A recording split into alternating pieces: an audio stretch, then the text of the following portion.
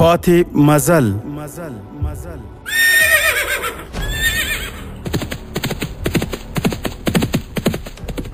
د تاریخي ناولونو ځانګړې خپرونه. پاتې مزل د اوسني عصر د ننګونو او فرصتونو هنداره چې د اسلامي تمدن د عروج او انحطاط عوامل روښانه کوي. پاتې مزل د علم او ارتقا پر لاره څراغونه بلوي او د مسلمانانو تیرې سترې واکمنۍ او فرهنګي میراثونه بیانوي. دا تاریخي خپرونه له شنبې تر پنجشنبې د شپې 9 بجې او 10 دقیقې په 103.7 FM څپو اورېدلی شئ. امید رادیو د اسلامي تاریخ رښتینې پاڼه. پاتې مزل.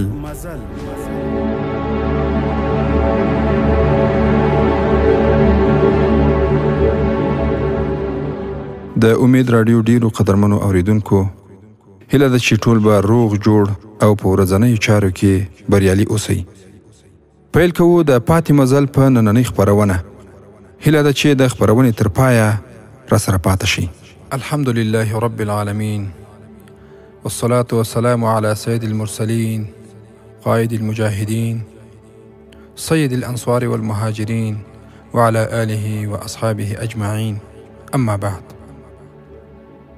ورونو، په تیره برخه کې تاسې د جولین او مصعب بن نصیر رحمه الله ترمنځ خبرې اترې واورېدې. مخکې له دې چې هغې کیسې ته ادامه ورکړو، یوه اړینه د وخت مطابق تبصرې ته ضرورت وینم.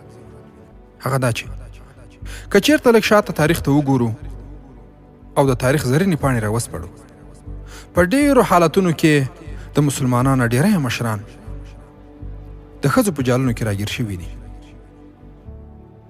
چې ځینې مثالونه یې زه تاسې ته ذکر کوم.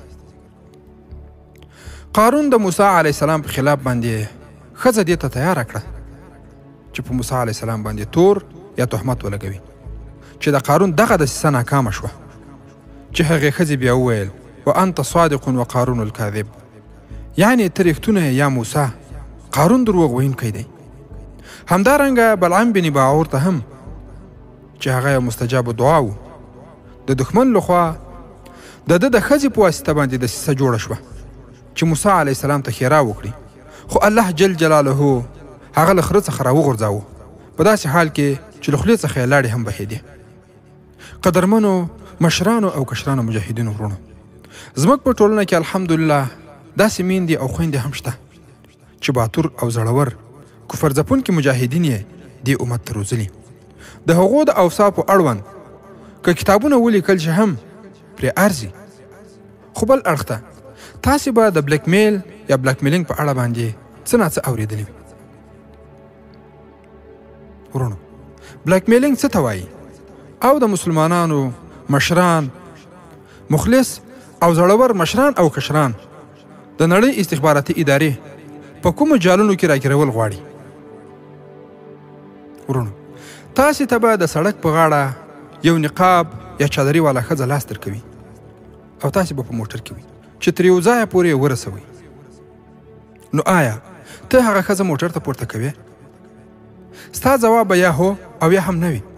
که هو وي، د بیت المال یا خپل موټر ته داسې ښځه چې ځوانه یا زړه وي، ستا به پرې زړه وسوځي او له امره به یې خپل موټر ته پورته کړې، او هغې ښځې ته به هم د دښمن لخوا داسې یو پلان یا طریقه په لاس باندې ورکول شوي وي چې یوه ډېره دردونکې افسانه به تا ته ووایي چې ته دې ته پرې وهڅول شې او ورکې راګیر شې چې هغه ښځه د کومک په موخه باندې تر یو ځایه پورې ورسوي. کېدلی شي دا ښځه یا ځوانه نجلۍ ډېره ښایسته خو په زړو او شلېدلو جامو کې وي چې ستا به پرې هېڅ ډول شک رانه شي. خو ورونو، دا به د دښمن لخوا ستا د غولونې لپاره ګمارل شوي وي، او دلته دا هم احتمال لري چې دا ښځې یو نفر ستا له موټر څخه لیرې د عکاسۍ لپاره کېنولی وي. ښایي ښځې له خپل ځان سره ستا د خبرو د ثبت لپاره یوه د ریکارډ آله هم راوړې وي چې د موقع په وخت کې ستا له ځینو خبرو شومه ګټه پورته کړي. ښایي ښځه ګمارل شوي وي چې ستا د کور دقیق ادرس نور معلومات وکړي. د بیلګې په ډول ستا د بشیانو معلومات کول چې خدای جل جلاله مکړه ته کور نه او دا په موټر کې ناسته ستا سره راپورته سوي ښځه ستا تر کوره پورې لاړه شي او ستا په نشتون کې ستا له کوروالا او ماشومانو څخه دوی ویډیوګانې او نور مخفي معلومات واخلي او د یوې فشار الې په ډول باندې پر تا باندې وکاروي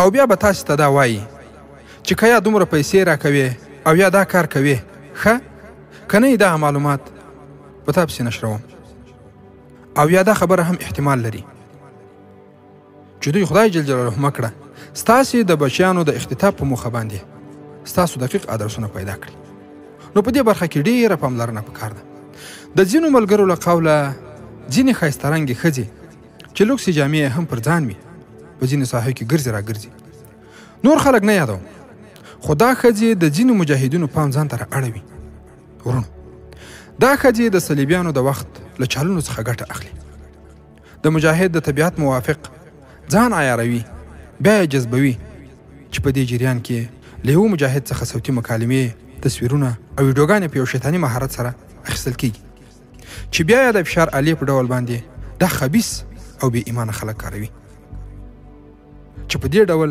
د یو سپېڅلي شخصیت وژنه او بدنامي کیږي او هر څه چې هغوی وغواړي بیا یې په یاد کس باندې کوي ورونو زموږ د مستندو معلوماتو په اساس ځینې ښایسته هلکان په فیسبوک او نورو ټولنیزو شبکو کې اکاونټونه یا آیډیانې جوړوي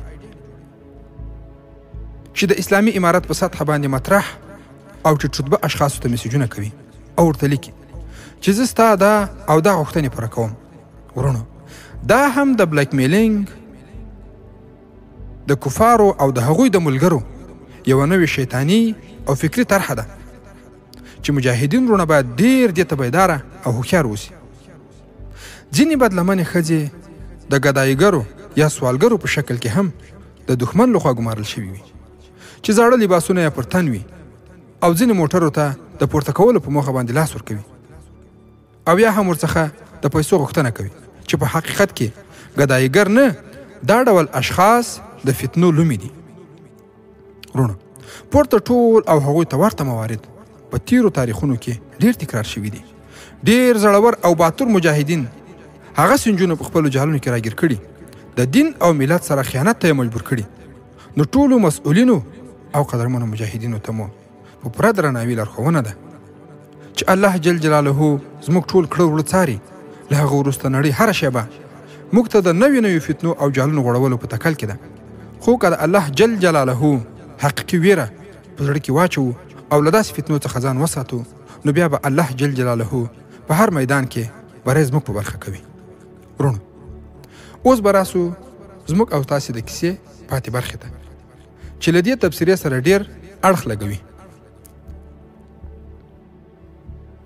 په تیره برخه کې تاسې واورېدل چې جولین ټول خپل حالات مصعب بن نصیر رحمه الله ته وویل او د برخې په پای کې تاسې واورېدل چې جولین وویل زه یوازې دومره غواړم چې سویسته به آزاد حیثیت ولري ورونو د جولین د لور اصلي کیسه داسې وه دا کیسه یوه مشهوره تاریخي پیښه ده چې په ډېرو زیاتو تاریخونو کې لیکل شوې د هغې پیښې په هکله باندې ډېرې ډرامې هم جوړې شوې دي او د هغې د لور فلوریدا په هکله ډېر ناولونه هم لیکل شوي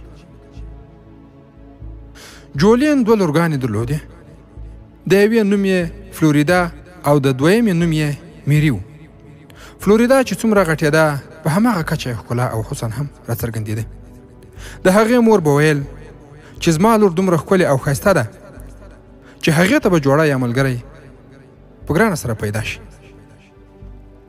خو ورونو د هغې مور په دې باندې نه وه خبره چې هغې شهزادګۍ د خپل ځان لپاره یو ځوان د خپل عمر په 14 کلنۍ کې غوره کړی و په داسې حال کې چې هغه کس شهزاده نه بلکې یو عادي ځوان هغه ځوان د بادشاهۍ طبیلې د مشر ساتونکي زوی و د طبیلې ساتونکي به د بادشاهۍ کورنۍ ټولو غړو چارواکو او ځوانانو ته د آس پرلۍ ورزده کوله د ساتونکو یو ځوان زوی هنري نومېده کله چې د فلوریدا عمر د 14 یا 14 کلو شو نو هنري په هغه وخت کې د 18 کالو خپل پلار هغه ډیر تکړه اسپور او نیزه استعمالونکی روزلی و. کله چې فلوریدا د 14 کالو شوه نو جولین د هنري پلار ته وویل چې فلوریدا ته د اسب ځغلولو او نیزې چلولو روزنه ورکړي چې په دې توګه هغه سهار او مازدیګر د هنري پلار ته د زده کړو لپاره ورتله. ورونو جولین د هنري پلار ته وویل زما لور به انجلۍ نه بولې ځکه ته پوهېږې چې زه زوی نه لرم، ځکه نو دا باید د زوی په شان باندې وروزل شي. هغه به زما لپاره د زوی حیثیت ولري، هغه باید د نارینه‌و په شان باندې وروزل شي. هغې ته د آس غلولو، نیزه چلول، غشي او لیندۍ، تورې او ډال استعمالول هم باید په ښه مهارت سره ورزده شي. ورونو شپې او ورځې تېرېدلې. په 2 یا 3 میاشتو کې فلوریدا دومره تکړه آس غلونکې شوه چې د کندو او لوړو خنډونو څخه به هم پرته له کومې ویرې څخه تېرېدله. د هنري پلار هغه یوازې لرې تللو ته نه پرېښودله، خو هغه شهزادګۍ وه او په خپل سر به یې آس غلاوه. د هنري پلار هم په دې ویره کې و چې په کوم لرې ځای کې فلوریدا له آس څخه راونه غورځي چې په هغې پیښې سره به د ده هم خیر نه وي. نو له ځانه سره یې هوډ وکړ چې پس له دې به چې کله هغه په خپل سر آس غلوي نو هنري باید ورسره ملګری وي چې د خطر په وخت کې ورسره مرسته وکړي. ورونو یوه ورځ چې فلوریدا آس غلاوه او هنري له خپل ځانه سره ولید نو هیڅ یې ونه ویل چې دا ولې زما سره ملګری کوي. نو له ډېر مزل څخه وروسته یې په ځنګل کې خپل آس راتم کړ چې تر شا یې هنري هم خپل آس ودراوه. ورونو فلوریدا په ډکو سترګو باندې هنري ته وکتل او په مسکا شو. ورونو هنري هم ډېر ښکلی، حسین او د نارینه حسن نمونه وه. هغه د جګړې د میدان زلمی او تورزن انسان ښکارېده. په هغه کې داسې صفات وو چې د جګړې په ډګر کې خپل دښمن را پرځاوه او د ښځو په غونډو کې به د پیغلو پام په ځان پسې ور اړاوه. فلوریدا په ځنګل کې هنري ته وویل هنري ما له آس څخه راښکته کړه، زه دومره ستړی شوی یم چې خپله نشم ښکته کېدی. دا د یوې شهزادګۍ حکم و. هنري هم د سترګو په رپ کې شهزادګۍ له آس څخه راښکته کړه. شهزادګۍ په ډېره مسکا او د محبت په انداز کې هنري ته وکتل، خو هنري په ځواب کې وویل شهزادګۍ زه ستاسې د یو غلام زوی یم، که ستاسې پلار جولین ته دا خبره رسوا شوه نو بیا به. فلوریدا وویل غلط فکر مه کوه هنري، زه خو په حقیقت کې انجلۍ یم، خو صفات مو د ښځو او پیغلو په شان نه دي. زه ستا د بدن او جسم سره کار نه لرم. آیا ته په هغه مینه نه پوهېږې چې د زړه څخه راپورته کېږي او روح ته ننوځي؟ هنري وویل زه پوه نه شوم شهزادګۍ. فلوریدا وویل نور ما ته شهزادګۍ مه وایه، ما ته په خپل نامه فلوریدا سره آواز کوه. هنري هم پس له دې هغې ته فلوریدا ویل. په دې حالت کې شهزادګۍ د بادشاهۍ چوترې څخه راښکته سوه. هنري د نورو په وړاندې د هغې نوکر او غلام و، خو د هغه ځای څخه لیرې په ځنګل کې د فلورا محبوب او معشوق و. فلوریدا چې هغه ته په لومړۍ ورځ باندې ویلي و چې زه ستا له بدن سره کار نه لرم، هغې خپله دا خبره رښتیا کړه چې مینه او محبت یې د زړه څخه راپورته او روح ته ننوت. هنري هغې ته د آس غلولو، نیزې چلولو او تورې استعمالولو ښه پوره مهارت ورزده کړ.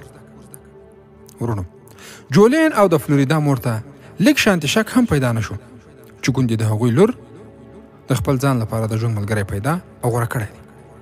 فلوریدا او هنري هیڅ وخت په دې خبره فکر نه و کړی چې د هغوی دواړو نکاح او واده نشي کېدی، ځکه چې جولین په ورېښمو کې د پوزې پیوند لګولو ته چمتو نه و. خو هغوی دواړو د مینې او محبت په نیشه کې نه یوازې خپل ځانونه بلکې ټوله نړۍ یې له یاده ایستلې وه. خو وخت په تیزۍ سره تېرېده او 2 کاله تېر شول. یوه ورځ فلوریدا ته خپلې مور وویل چې هغه خپل پلار د اندلس پلازمینې تولیدلیې ته له ځانه سره بیایي چې هلته به 1 کال په بادشاهي روزنتون کې د بادشاهي آدابو او درناوي مراسم یادوي. فلورا وویل ولې او د څه لپاره به زه هلته ځم او روزنه به ګورم؟ مور یې ورته وویل آیا ته په دې نه پوهېږې چې ولې به ځې؟ د بادشاهي کورنۍ نجونې د بادشاهي آدابو، اخلاقو، ناستې ولاړې او نورو مراسمو د یادولو لپاره روزل کېږي. فلورا ځواب ورکړ: آیا زه څه ځنګلي او وحشي پیغله یم؟ آیا زه د بادشاهي آدابو او مراسمو څخه خبره نه یم؟ په ما کې تاسې کوم کمی ګورئ؟ زه هېڅکله هلته تلل نه غواړم. ما د بادشاهي ماڼیو ډېرې بدې کیسې اورېدلې دي. مور هغې ته ډېرې خبرې او نصیحتونه وکړل، خو فلورا یوه خبره هم نه اورېده. هغه بس همدا خبره تکراروله چې د دې بادشاهانو سره هیڅ اخلاق نشته او له هغوی څخه د خیر هیره کول نه دي پکار.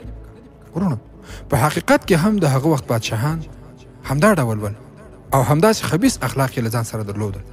خو کله چې فلوري ته خپل پلار جولین حکم وکړ نو چوپ شو او هیڅ ځواب یې ورنه کړ، ځکه هغه په دې پوهېده چې پلار یې څومره دیکتاتور او خپلسری انسان دی.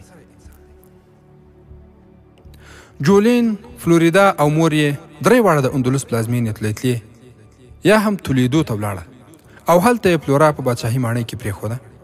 خو هغه وخت د فلورا مور او پلار یو ځل خپله لور فلورا راډریک پادشاه ته هم ور وښودله او بیا ورڅخه راغله. خو راډریک چې کله د فلورا ښکلا او حسن ولید نو بې اختیاره یې وویل: اوهو، دومره ښکلا او ښایست د کوم تش په نامه شهزاده سره د دې نکاح ونه کړئ چې دا ګل ورڅخه ضایع نه شي. جولین وویل: دا نجلۍ نه بلکې زما زوی دی. کله چې د فلورا مور او پلار له هغه ځای څخه روانېدل نو دواړو د خپلې لور پسې ژړل. 8 یا 10 ورځې وروسته د هنري پلار جولین ته وویل: زوی مې ورک دی. نو هغه هر لوري ته خپل کسان واستول، خو هیڅ چیرې هم د هنري درک معلوم نه کړ. که په ځنګل یا دښتو کې هم وای نو را پیدا شوی بو. را بسو هنري ته. هنري له سمندر څخه بلې خواته تللی و او د څو ورځو سفر څخه وروسته تولیتلې ته رسېدلی و. هنري د فلورا څخه لرېوالی نه شو زغملی. هغه نیغ بادشاهي طبیلې ته ولاړ. هلته یې د طبیلې د مشر چارواکي سره ولیدل چې ځان ته څه کار پیدا کړي. د طبیلې چارواکي د هغه د امتحان اخیستو په خاطر باندې یو ډیر شوخ او خپلسري آس ته اشاره وکړه چې په دې سپور شه، خپل مهارت او کمال راته څرګند کړه. ورونو، دا آس ډیرو کمو کسانو کنټرولولی شو. هنري په آس ځین واچاو او بیا پرې سپور شو. د طبیلې ټول کارکوونکي د هنري د غورځېدو په خاطر باندې د باندې راټول سوي وو. آس خپله شوخي او خپلسري پیل کړه. د خپل سپاره هیڅ پروا نه ساتله، خو هنري په ډیر لږ وخت کې هغه را کنټرول او قابو کړ. هغه یې ښه په چارګام باندې وځغلاوه. هر ډول چلونه یې پرې وکړل. د ځغاستې په میدان کې ډیر خنډونه پاس او ټول کارکوونکي یې ځان ته ګوته په غاښ کړل. ورونو، د آس له ځغلولو څخه وروسته یې د نیزې ننداره هم وړاندې کړه چې په دې توګه ورته ښه نوکري او رتبه په لاس باندې ورغله. ورونو، هنري نوکري او وظیفه نه غوښته، بلکې هغه د فلوریدا سره لیدل غوښتل. څو ورځې وروسته هغه ته د فلوریدا ځای څرګند شو چې په فلانۍ برخه کې اوسیږي. دا د قسمت خبره وه چې هنري ته د کوښښ کولو اړتیا پیدا نه شوه، ځکه 4-5 شهزادګانې یو ورځ د آس سپرلۍ لپاره هلته راغلې چې فلورا هم پکې وه. دا ټولې د مختلفو ښارونو څخه د روزنې لپاره راغلې پیغلې شهزادګانې وې، ځکه نو هغوی د آسونو ځغلول یادول.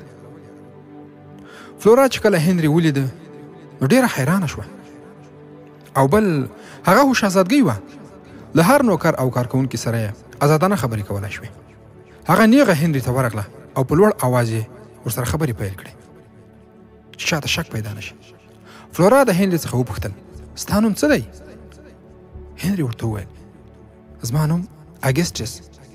هنري خپل نوم نورو ته هم همدا ښودلی و، نو ځکه یې فلورا ته هم همدا نوم وښود چې رسوا نه شي. فلورا وپوښتل: ما ته مخکې هم چیرته لیدلی یې؟ هنري ځواب ورکړ: کیدای شي، ځکه چې ما په ډیرو ځایونو کې کار کړی دی. په دې حالت کې نورې شهزادګانې هم هلته ولاړې وې، ځکه چې هغوی د لوبو لپاره راوتلې وې. فلورا له هنري څخه وپوښتل: په طبیله کې ته څه کار کوې؟ په دغه حالت کې د طبیلې مشر چارواکي وویل: دا ډیر تکړه سپور دی شهزادګۍ. خو فلورا مشر چارواکي ته وویل: نن همدا زموږ سره واستوه چې زه د هغه کمال وګورم. ورونو، مشر چارواکي هنري د شهزادګانو سره واستوه. کله چې د کلا څخه ووتل نو فلورا خپلو همزولو نجونو ته وویل چې زه د دې نوي سپور سره آس ځغلوم چې د امتحان واخلم چې آیا رښتیا هم په دې کې څه کمال شته. لږ ځنډ وروسته د فلورا او هنري آسونه څنګ په څنګ ځغلېدل. هغوی دواړو د تکو شنو غونډیو شاته ولاړل او هلته یې مجلس وکړ او له څه وخت وروسته بېرته له هغه ځای څخه راتاو شول. په لاره کې هنري فلورا ته وویل چې زه د سیوسته څخه په پټه ستا د لیدو لپاره راغلی یم. فلورا ورته وویل سمدستي بېرته ولاړ شه، که زما پلار ته څرګنده شوه چې ته دلته راغلی یې نو هغه به شک کوي چې پرته له ما ته د بل چا لپاره دلته نه یې راغلی. ورونو څه فکر کوئ چې آیا هنري به په همدې وظیفه باندې همدلته پاته سي؟ او هلته بیا څه فکر کوئ چې موسی بن نصیر رحمه الله به له جولین سره کومې موافقې ته ورسیږي؟ ورونو دې او د دې ته ورته پوښتنو ځواب به سره له ګټورو جهادي او پندامیزه تفسیرو پر روانو برخو کې واورئ ان شاء الله تعالی. د امید راډیو ډیرو درنو او متدینو اوریدونکو، دا وه د پاتې مزل نننۍ خپرونه چې تاسو ته ما ډاکټر سیف الله خالد وړاندې کړه. هیله ده موږ هم په خپلو نیکو دعاګانو کې یاد ساتئ. تر راروانې جذابې تاریخي خپرونې مو په لوی او مهربانه الله جل جلاله سپارم. السلام علیکم ورحمة الله وبرکاته.